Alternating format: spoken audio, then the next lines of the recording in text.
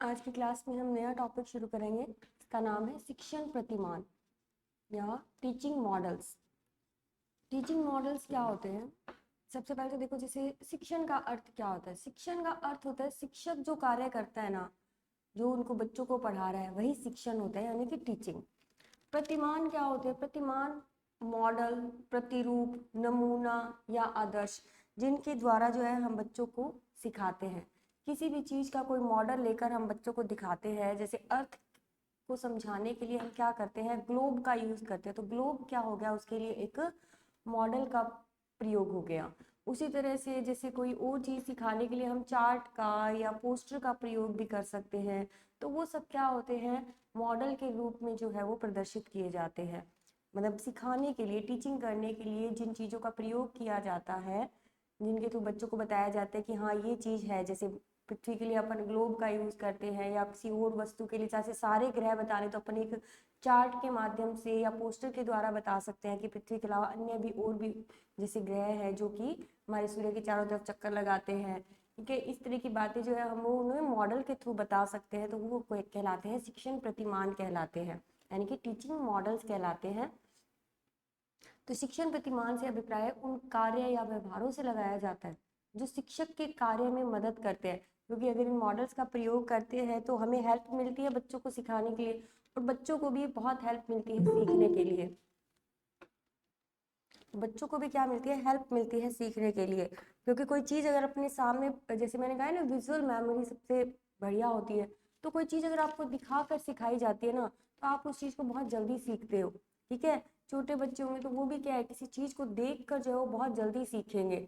इसीलिए उनके जो छोटे छोटे क्लासरूम होते हैं ना, उनमें छोटे छोटे ऑब्जेक्ट्स जो होते हैं वो बहुत सारे होते हैं, ताकि वो उन चीज़ों को देख कर सीख सके। वो एक तरह से क्या करते हैं, वो मॉडल का ही काम करते हैं। इसी तरह से अगर आप बड़ी क्लासों में आ जाते हो तो भी क्या किया जाता है, अलग अलग तरह के मॉडल्स का प्रयोग किया जाता है जो कि बच्चों को सीखने में हेल्प करते हैं। तो प्रतिमान शब्द का अर्थ जो होता है वो क्या होता है, मॉडल हो सकता है, प्रतिरूप है, नमूना है, या आदर्श के रूप में लगाया जा सकता है। अब आदर्श के रूप में कैसे लगा सकते हैं? जैसे हम किसी को अपना रोल मॉडल मानते हैं कि हमें इस इंसान जैसा बनना है। ठीक है, तो आप उसके बारे में पूरा अच्छे से देखते हो कि हाँ ये व्यक्ति किस तरह से रहता है, क्या करता है, क्योंकि आपके लिए वो क्या है, आदर्श है। हमारे आदर्श मेनली हमारे टीचर्स होते हैं जो हमें पढ़ाते हैं, क्योंकि वो उन्हीं की तरह व्यवहार करना सीख जाते हैं, उन्हीं की तरह व्यवहार करने की कोशिश करते हैं। तो वो भी क्या होते हैं, एक तरह से हमारे मॉडल के रूप में ही होते हैं। इसके अलावा जो टीचर जो चीज़ें यूज़ कर रहे हैं वो भी मॉडल्स हैं। वो खुद टीचर एक खुद भी एक मॉडल के रूप में ही होते हैं बच्चों के लिए। अगर वो अच्छा प्रदर्शित करते हैं तो बच्चों के सामने वो एक अच्छे मॉडल के रूप में प्रदर्शित होते हैं। अगर वो मतलब ढंग से नहीं पढ़ाते हैं या व्यवहार उनका ऐसा होता है कि बच्चे उनको पसंद नहीं करते हैं, तो वो उस तरह के मॉडल बन जाते हैं।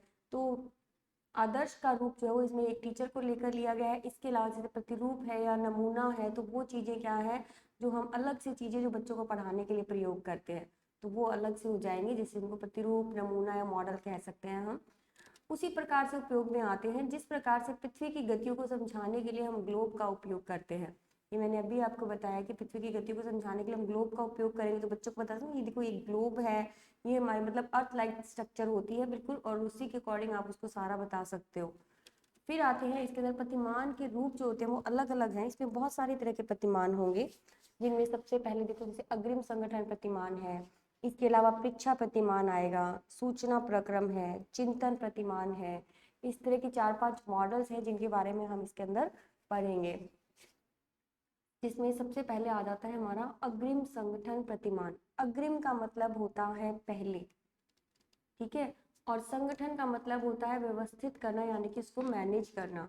किसी भी चीज को या विषय वस्तु को पढ़ाने से पहले ही उसको क्या करना, व्यवस्थित कर कर लाना, कि बच्चों को क्या पढ़ाना है, कैसे पढ़ाना है, यानी पूर्व तैयारी करना। ठीक है, पहले से ही किसी चीज की तैयारी कर लेना। कई बार हमारे सामने हमें पता भी होता है कि हाँ ये, क्योंकि कई बार क्या होता है कि कुछ परिस्थितियां ऐसी होती है कि हमें पता चल जाता है कि आने वाले समय में हमारे सामने ये परिस्थिति आ सकती है, तो हम उसके लिए पहले से ही उस चीज की तैयारी कर कर रखते हैं। ठीक है, जैसे आज के टाइम हम अपना फ्यूचर सिक्योर करने के लिए क्या करते हैं, कई तरह की LIC वगैरह करवाते हैं।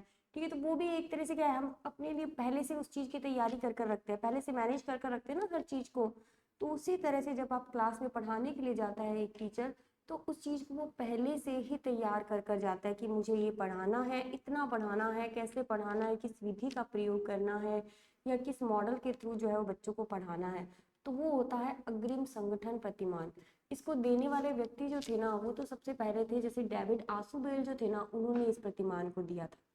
लेकिन इसको और ज़्यादा विकसित किया, किसी चीज़ को और ज़्यादा विकसित करते हैं ना, और ज़्यादा उसमें शाइनिंग आ जाती है, चमक आ जाती है और ज़्यादा, ठीक है। तो उसी तरह से इसको आगे और ज़्यादा विकसित करने का श्रेय जो है वो दो व्यक्तियों को जाता है, वो है जॉयस और बील, ठीक है। सबसे पहले किसने दिया अग्रिम संगठन का प्रतिमान?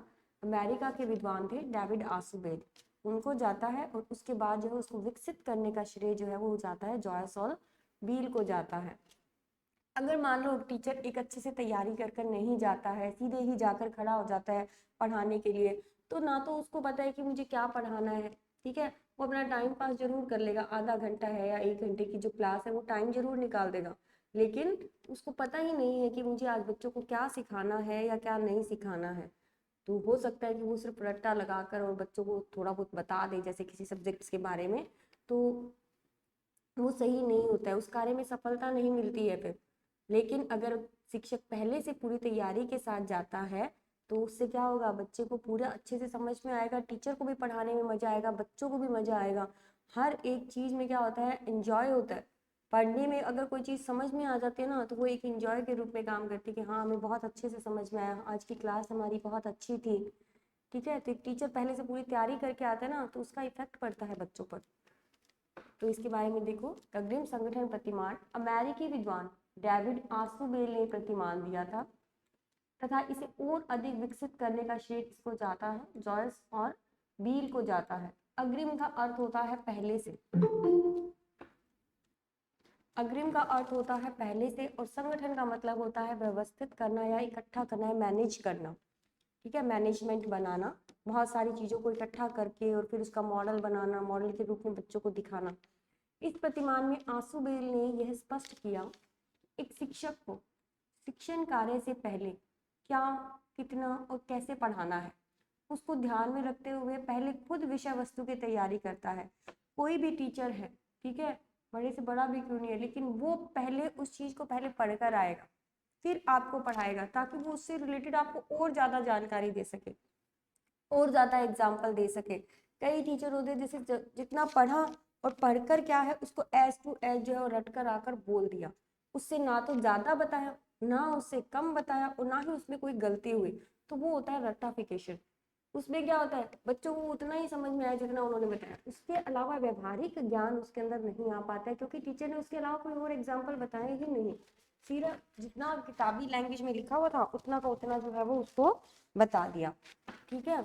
तो इसलिए टीचर को हमेशा चाहे थोड़ा सा ही पढ़ाओ, लेकिन अच्छा पढ़ाओ और वो बच्चे के समझ में आ जाए। तो टीचर अगर पहले से तैयार होकर जाता है तो उसका मतलब सफलता जो होती है ना बच्चों को पढ़ाने की, वो निश्चित रूप से होती ही होती है। तो उनको ध्यान में रखते हुए पहले खुद विषय की वस्तु की तैयारी करना, और फिर तैयारी के साथ कक्ष में पढ़ाने के लिए उपस्थित होना, मैं निश्चित रूप से अपने कार्य में सफलता प्राप्त कर लेता है। जैसे एक सोल्जर होता है ना, वो जो बॉर्डर पे जाता है तो पूरी तैयारी के साथ जाता है, ठीक है, कि मुझे ये करना है, यहाँ पर इस तरह से लड़ना है या खुद को भी बचाना है, वो हर तरह से तैयार रहता है कि मुझे खुद को बचाना भी है और सामने वाले को मारना भी है, ठीक है। तो इसी तरह से एक टीचर को भी पूरी तैयारी के साथ क्लास में आना चाहिए कि मुझे बच्चों को ये चीज़ सिखाकर ही आनी है, आज बच्चों को अच्छे से समझ में आ जानी चाहिए, चाहे मैं थोड़ी ही क्यों नहीं पढ़ा कर आऊँ, वो पहले से तैयारी करना हो जाता है। तो डेविड आसुबेल के इस विचार को और अधिक विकसित करने का श्रेय जो है वो जॉयस व बील ने किया था। उसके बाद आ जाता है पृच्छा प्रतिमान। अगला प्रतिमान है हमारा पृच्छा प्रतिमान। पृच्छा का मतलब होता है पूछताछ। जैसे कुछ भी पढ़ाया और उससे रिलेटेड बच्चों से कुछ भी नहीं पूछा, टीचर ने पढ़ाया और पढ़ाकर क्लास से चला गया, ठीक है, उस दिन भी नहीं पूछा, अगले दिन भी नहीं पूछा, ठीक है, और उसके बाद सीधा 1 महीने बाद पूछ रहा है, उस समय पता चलता है कि बच्चों को तो कुछ आता ही नहीं है। तो पढ़ाया हुआ क्या हो गया, सारा व्यर्थ हो गया, टाइम भी वेस्ट हुआ, पढ़ाई भी खराब हुई, ठीक है, क्योंकि अब उसको वो सारा का सारा क्या करना पड़ेगा, दोबारा से पढ़ाना पड़ेगा। इसलिए एक टीचर का फर्ज बनता है कि अगर वो थोड़ा सा भी पढ़ाता है तो उससे रिलेटेड जो है वो क्वेश्चन पूछे उससे, ताकि उसे पता चल जाए कि बच्चों को समझ में आया था या नहीं आया था, क्या बच्चे उसकी क्लास में जो है वो एक्टिव थे या नहीं थे। क्योंकि क्वेश्चन पूछेंगे, उसके आंसर्स मिलेंगे तो हमें पता चलेगा कि बच्चे एक्टिव थे। तो इसलिए पूछताछ या क्वेश्चन करना बहुत ज़रूरी होता है। क्वेश्चन करने से क्या होता है, कॉन्फिडेंस आता है। ठीक है, कॉन्फिडेंस आएगा, क्योंकि अगर आंसर सही मिलेगा तो एक टीचर में कॉन्फिडेंस कि हाँ मैंने पढ़ाया तो बच्चों को समझ में आया, एक टीचर में कॉन्फिडेंस आता है। ठीक है, और अगर टीचर के द्वारा जो क्वेश्चन पूछे जाते हैं तो टीचर में आएगा, लेकिन जब बच्चे क्वेश्चन पूछते हैं, बच्चों को भी तो पूछने का अधिकार होता है ना क्वेश्चन, कि बच्चे भी पूछे, तो बच्चे पूछेंगे तो बच्चों में भी एक तरह का कॉन्फिडेंस आता है। तो दोनों ही तरफ से पूछताछ का काम होना चाहिए। तो परीक्षा का मतलब होता है पूछताछ। तो जब भी पढ़ाते हैं तो पूछताछ यानी कि जब क्वेश्चन करते हैं तो बहुत ही इम्पॉर्टेंट होता है। अगर बच्चों से क्वेश्चन नहीं करेंगे तो उससे कुछ भी पता नहीं चलेगा कि बच्चों को समझ में आया या नहीं आया। तो इस क्षेत्र में क्या होता है कि अपना कॉन्फिडेंस लेवल जो है वो बढ़ाने के लिए या उसको उसी स्तर पर बनाए रखने के लिए हम क्या करते हैं, बच्चों से पूछताछ करते हैं, ताकि अपना आने वाले टाइम में जो है टाइम वेस्ट नहीं हो। ठीक है, जैसे अगर आपको मैं भी पढ़ाती तो पढ़ाते समय क्या करती हूँ, क्लास ऑफ होने के बाद या बाद में या अगले दिन आपसे क्वेश्चन करते हैं, जिससे आपको पता चल जाता है कि भी हमें इतना आता है और एक टीचर को भी पता चल जाता है कि मैंने इतना पढ़ाया और आपको ये समझ में आ गया। अगर मान लो आपको कुछ समझ में ही नहीं आया और मैं आपसे क्वेश्चन करूँ उस वक्त आप कहो कि मैडम हमें तो समझ ही नहीं आया क्या पूछा आपने, तो मेरा पढ़ाया हुआ क्या हो गया, व्यर्थ हो गया। ठीक है, क्योंकि मैंने उस दिन क्वेश्चन नहीं किया, अगले दिन किया तो अगले दिन भी आपको कुछ नहीं आ रहा है या उसी दिन भी नहीं आ रहा है, तो भी वो एक गलत ही है कि मेरे शायद मेरे पढ़ाने में कोई प्रॉब्लम होगी जो आपको समझ में नहीं आया है। ठीक है, तो इसलिए क्वेश्चन करने बहुत जरूरी है, ताकि उसी समय क्या होते हैं वो सोल्यूशन हो जाते हैं। और बच्चों के जो कुछ बच्चे ऐसे होते हैं ना जो क्लास में एक्टिव नहीं होते हैं, वो सिर्फ क्या करते हैं, सुनकर और चले जाते हैं, और क्लास से जाते क्या होता है, दिमाग से बिल्कुल साफ, क्योंकि उन्होंने उस चीज को ऑब्जर्व ही नहीं किया, उन्होंने सिर्फ सुना है। उसके अलावा अगर उनसे क्वेश्चन पूछे होते उसी समय तो वो क्या हो जाता, वो ज्ञान जो उनको दिया गया वो स्थायी हो जाता, परमानेंट हो जाता ना। क्वेश्चन करने के बाद कोई चीज परमानेंट हो जाती है, फिर आपके दिमाग में स्थायी रूप से व्यवस्थित हो जाती है कि हाँ ये चीज है और इस तरह का क्वेश्चन जो हमारे आ सकता है, और अब मुझे समझ में आ गया क्योंकि मैंने इसका आंसर दे दिया है।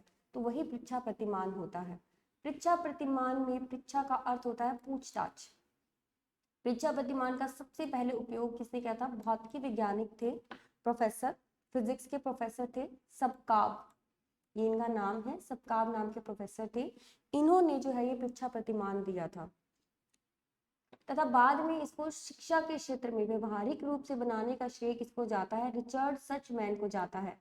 तो ये परीक्षा प्रतिमान दिया तो फिजिक्स के प्रोफेसर ने था, सक्काब ने, लेकिन इसको शिक्षा के क्षेत्र में व्यवहारिक बनाने का श्रेय किसको जाता है, रिचर्ड सचमैन को जाता है, जिनके अनुसार परीक्षा प्रतिमान एक शिक्षक और बालक के लिए विशेष महत्वपूर्ण कार्य होता है। ठीक है, कोई भी क्वेश्चन कर रहे हैं तो वो एक बहुत इंपॉर्टेंट होता है, जैसे मैंने आपको बताया। फिर परीक्षा का शाब्दिक अर्थ क्या होता है, पूछताछ करना। एक शिक्षक को शिक्षण कार्य करते समय अपने बालकों से पूछताछ करनी चाहिए कि संबंधित विषय वस्तु का अधिगम हुआ या नहीं। बीच बीच में बच्चों से पूछते रहो कि तुम्हें समझ में आया या नहीं आया है, जिससे क्या होगा, बच्चों को अगर सही नहीं समझ में आएगा तो वो बता देंगे कि हमें यहाँ समझ में नहीं आया है। ठीक है, और कुछ बच्चे होंगे जो कुछ नहीं बोलते हैं, चाहे समझ में आए चाहे नहीं आए, हम क्लास में प्रेजेंट हैं केवल, वो बच्चे क्या होते हैं, फिजिकली प्रेजेंट होते हैं लेकिन मेंटली प्रेजेंट नहीं होते हैं। तो ऐसे बच्चों को एक्टिव करने के लिए भी क्वेश्चन किए जाते हैं। नेक्स्ट टाइम फिर वो क्या करेंगे, जैसे अगर मान लो उनसे क्वेश्चन किए और उस वक्त उनका ध्यान नहीं होता है क्लास में, तो फिर उसके बाद हम दूसरी जो विधियां है ना, जिसके अंदर क्या होता है, पनिशमेंट देना भी होता है, ठीक है, पुनर्बलन देना भी होता है, तो वो हम यूज कर सकते हैं बाद में, कि उन बच्चों को है एक्टिव रखने के लिए हम एक दिन पनिशमेंट दे देंगे कि क्लास के अंदर खड़े रहो, या इस तरह की पनिशमेंट दी जाती है ना जिसके अंदर बच्चों को, ताकि क्या है अगले दिन वो क्लास में एक्टिव रहे और हमारा भी टाइम वेस्ट नहीं हो, ताकि टीचर हमसे क्वेश्चन पूछ सकता है बीच में तो बच्चे फिर एक्टिव रहते हैं। बालक भी शिक्षक से प्रश्न पूछकर अपने आत्मविश्वास को बढ़ाते हैं। फिर है सूचना प्रक्रम, इंफॉर्मेशन प्रोसेस। इस मॉडल को सैनन ने प्रतिपादित किया था, तथा इसका विकास जॉयस वेबील ने किया था। जॉयस वेबील ने पहले भी जैसे अग्रिम संगठन प्रतिमान था उसको भी इन्होंने ही विकसित किया था और सूचना प्रक्रम को भी इन्होंने ही विकसित किया था। सूचना प्रक्रम से अभिप्राय होता है कि अध्यापक द्वारा पढ़ाई जाने वाली विषय वस्तु को एक निश्चित क्रम में बालकों तक पहुंचाना, यह सूचना प्रक्रम है। इसके अंदर भी क्या होता है कि जैसे बालकों को कोई भी सूचना है तो जैसे सरल से कठिन की तरफ हम बढ़ते हैं ना, उसी तरह से जो है बच्चों को एक निश्चित क्रम के अंदर बताना चाहिए। ये नहीं है कि पहले कोई चीज बता दी, आज कुछ पढ़ा रहे हैं, आज कुछ पढ़ा रहे हैं, ऐसा नहीं होता। आप किसी टॉपिक को लेकर चल रहे हो ना, तो उससे रिलेटेड उसको अच्छे से ज्ञान दो, हर एक एग्जाम्पल दो, जिससे क्या है, एक शिक्षक जब पढ़ाता है ना तो उसको ज्यादा से ज्यादा एग्जाम्पल्स का प्रयोग करना चाहिए। एग्जाम्पल का प्रयोग करने से क्या होगा, बच्चों को समझ में जल्दी आता है। और अगर उनके लेवल का या उनके आसपास के एनवायरनमेंट का एग्जाम्पल लिया जाता है ना, तो उनको और जल्दी समझ में आता है। तो इसीलिए क्या है कि एक निश्चित क्रम के अंदर अगर बच्चों को ये सूचना पहुंचाई जाती है ना, तो बच्चे उस विषय वस्तु को क्या करते हैं, अच्छे से सीखते हैं। जैसे हमने पैडागोजी पढ़ी, तो मैंने सबसे पहले आपको वही शब्द बताए जो इसके अंदर बार बार प्रयोग होंगे। ठीक है, तो एक निश्चित क्रम में आपको लेकर चली, तो इस वजह से आपको ये अच्छे से समझ में आती है। आज शुरू में मैंने आपको सबसे पहले इसमें यही बताया कि शिक्षा क्या है, अधिगम क्या है, चिंतन क्या है। ठीक है, क्योंकि ये 2-3 वर्ड ऐसे हैं जो आपने पूरा पैडागोजी के अंदर जो है वो इन 3 शब्दों का प्रयोग किया है। शिक्षण, शिक्षा, अधिगम, ठीक है, अभिप्रेरणा, पुनर्बलन। तो ये शब्द हैं कुछ जो मैंने आपको बहुत निश्चित क्रम में एकदम साथ साथ बताती गई हूँ कि हाँ इन शब्द का अर्थ ये है, और ये आपको पूरा पेडागोजी के अंदर जो है लगातार आएंगे ये शब्द। तो एक निश्चित क्रम के अंदर बच्चों को सूचना पहुंचाना, जिससे वो उनको अपने व्यवहार से भी जोड़ सके और अपनी शिक्षा से भी जोड़ सके, और अधिगम करने में क्या हो, आसानी हो। तो इसलिए जो भी विषय वस्तु पढ़ाओ उससे संबंधित पहले उनको हर एक निश्चित क्रम में जो है उनको सूचना दे दो उस चीज के बारे में। तो वो होता है सूचना क्रम का, यानी कि इंफॉर्मेशन प्रोसेस का प्रतिमान या मॉडल। चिंतन प्रतिमान, सबसे पहले बता दूं ये एक पियाजे नाम के व्यक्ति थे, इन्होंने दिया था। और मनोविज्ञान में इनका नाम बहुत ही मतलब ज्यादा लिया जाता है, हर एक विषय वस्तु के अंदर और हर एक चीज में इन्होंने अपनी डेफिनेशन दी है पियाजे ने। तो इन्होंने चिंतन के प्रतिमान दिए थे। इनके अनुसार जो है वो शिक्षक के अंदर जो है 3 तरह के चिंतन होते हैं। ठीक है, अभिसारी, अपसारी और विश्लेषणात्मक चिंतन, 3 तरह के चिंतन होते हैं जिसके अकॉर्डिंग शिक्षक क्या करता है, कार्य करता है। जिसमें सबसे पहले जैसे अभिसारी चिंतन होता है। अभिसारी के अंदर क्या होगा, वो व्यक्ति जो होगा क्या करेगा, उस चीजों को रट कर आ जाएगा और हूबहू जो उनको बोल देता है। ठीक है, तो उसके अंदर क्या होता है, बालकों को समझाना मुश्किल हो जाता है उसके अंदर, क्योंकि उसको एक्स्ट्रा चीज कुछ आती ही नहीं है। वो क्या करेगा, वो सिर्फ उसको रट कर आ जाएगा और हूबहू बच्चों को आकर बता देगा। ठीक है, उसके बाद जब वो क्वेश्चन करेंगे तो कहेंगे क्वेश्चन हम कब करेंगे, कल करेंगे, या ऐसा कोई जवाब दे दिया जाता है। या फिर क्या होता है, आज के टाइम में आपको मोस्टली टीचर जो होते हैं 80% टीचर आपको अभी सारी चिंतन वाले ही मिलेंगे, जो क्या करेंगे, अपनी विषय वस्तु को पूरा एक पैरा करके आएंगे, उसको रट कर आएंगे, उससे रिलेटेड बाहर कोई एग्जाम्पल नहीं देंगे वो। ठीक है, कई टीचर होंगे जैसे 4 लाइनें पढ़ेंगे तो उसमें अपने 4 एग्जाम्पल और जोड़ते हैं, तो वो अभी सारी में नहीं आते हैं। आपने अब सारी और अब सारी चीज तो लेंथ के अंदर पढ़े होंगे ना, अभी सारी और अब सारी। तो जो अभी सारी होते हैं ना, वो तो क्या करते हैं, फैला हुआ जो ज्ञान होता है ना, किताब के अंदर बहुत सारा ज्ञान होता है, वो उसको क्या करते हैं, एक निश्चित बिंदु पर लाकर जो है वो उसको बच्चों को बता देते हैं। ठीक है, क्योंकि सारा उन्होंने रटा और रट कर क्या किया, एक निश्चित बिंदु पर लाकर जो इकट्ठा किया और उसको सारा का सारा वैसा का वैसा बोल दिया। तो वो हो जाते हैं अभी सारी चिंतन, यानी कि मूर्त चिंतन या निगमनात्मक चिंतन वाले शिक्षक। तो उसमें कई बार क्या होता है, उसमें शिक्षक जो होता है बालकों को समझना मुश्किल हो जाता है उसके अंदर, और बालकों को टीचर को समझना मुश्किल हो जाता है, क्योंकि कुछ बच्चे ऐसे होते हैं जो प्रखर बुद्धि के होते हैं। अगर क्लास में 30 बच्चे बैठे ना, तो उनमें से 1 या 2 बच्चे ऐसे होंगे जिनके दिमाग में एनी टाइम क्वेश्चन चलते हैं, क्योंकि वो अभी सारी नहीं है, वो अब सारी होते हैं। उनके दिमाग में क्या आएंगे, हर एक चीज को लेकर एग्जाम्पल आएंगे, वो फिर टीचर से पूछेंगे कि क्या ये एग्जाम्पल इससे रिलेट है, क्योंकि टीचर तो वो सिर्फ पढ़कर ही नहीं आया, वो सिर्फ उतना ही पढ़कर आया है, तो उसको उस चीज के बारे में पता नहीं होगा। ठीक है, तो वो कैसा चिंतन कहलाता है, अभी सारी मूर्त निगमनात्मक चिंतन वाले शिक्षक कहलाते हैं। ऐसे शिक्षक विषय वस्तु को हूबहू रटकर बालकों को बता देते हैं, लेकिन बालकों को समझना मुश्किल होता है।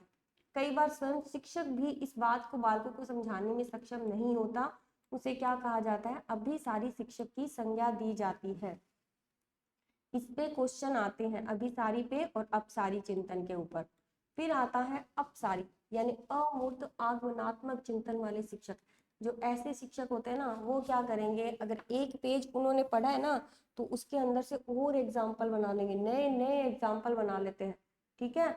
और बच्चों को क्या करेंगे, रटने से मना करेंगे कि रट्टा नहीं लगाना, ठीक है। उसको समझ कर याद करो, समझ कर याद करोगे तो अच्छे से याद होगा। वो खुद भी उनको अच्छे से समझा सकेगा, क्योंकि खुद ने रट कर याद नहीं किया है, ठीक है, तो दूसरों को भी रटने की सलाह नहीं देगा। तो ऐसे शिक्षक जो होते हैं वो बहुत ही प्रखर बुद्धि के होते हैं। तो इस प्रकार के शिक्षक विषय वस्तु को विस्तारित तरीके से बताने में सक्षम होते हैं और उन शिक्षकों में निश्चित नव निर्माण की क्षमता पाई जाती है, यानी कि नई नई चीजों का निर्माण करना, नए नए एग्जाम्पल्स बनाना, उससे रिलेटेड अपने आप ही उसके दिमाग में हाथों हाथ ही जो नए नए एग्जाम्पल्स आते रहते हैं, ठीक है। तो ऐसे टीचर कौन से होते हैं, अपसारी, अमूर्त या आगमनात्मक चिंतन वाले जो होते हैं शिक्षक होते हैं। उस क्षमता के आधार पर ये कई प्रकार के उदाहरण स्वयं बना लेते हैं और सरलता पूर्वक जो है विषय वस्तु को समझा देते हैं।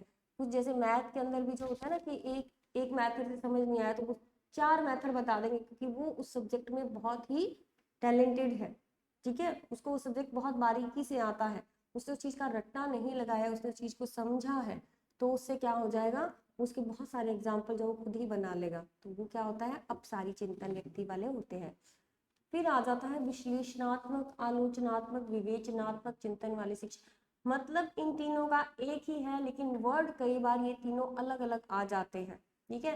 एग्जामिनर आपको विश्लेषणात्मक भी दे सकता है, आलोचनात्मक भी दे सकता है, विवेचनात्मक भी दे सकता है, तीनों वर्ड का अर्थ एक ही है।